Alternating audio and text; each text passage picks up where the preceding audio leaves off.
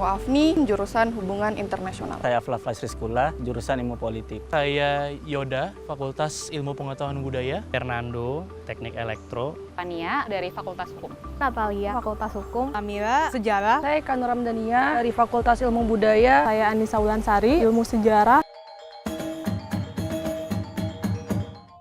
Kerjasama multilateral antara negara-negara di dunia. Menangani permasalahan dunia yang saat ini ya. Tentang Indonesia di tahun 2022 bakal menjadi tuan rumah G20.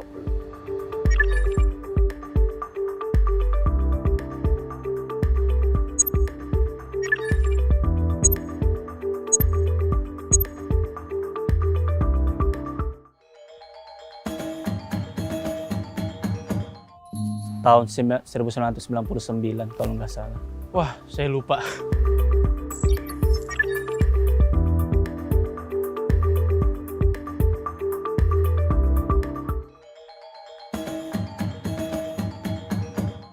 Untuk membahas isu-isu global. Kerjasama untuk meningkatkan kondisi di beberapa negara yang tergabung sih. Penanganan pasca COVID dari segala macam sektor yang mengalami kemunduran gitu.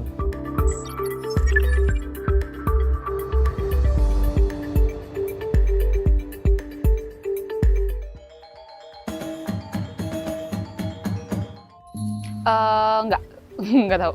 Saya kira India loh. Terakhir saya baca berita, di urutan berikutnya India. Tapi nggak tahu kenapa berubah jadi Indonesia. Di Bali ya kayaknya. Di Bali.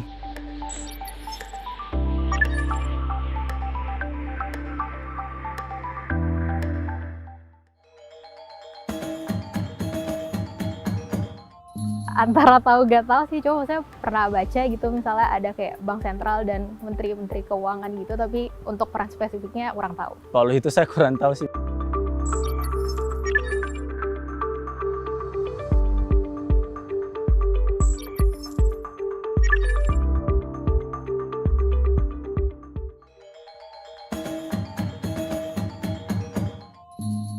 Pengen G20 ini akhirnya bisa mencapai kesepakatan yang bisa di-apply baik negara maju dengan negara berkembang.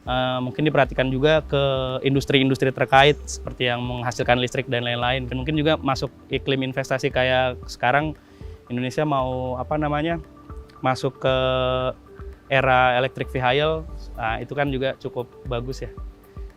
Kayak mengurangi nanti mungkin impor BBM. Jadi kita bisa surplus neraca ekspor impornya.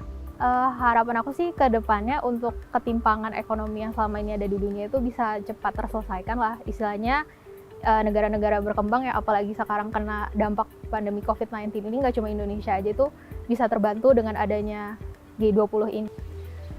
Semoga sih Indonesia bukan cuma jadi negara pengekspor bahan-bahan mentah. Jadi kayak kita juga bisa punya industri langsung di sini, punya kita sendiri juga.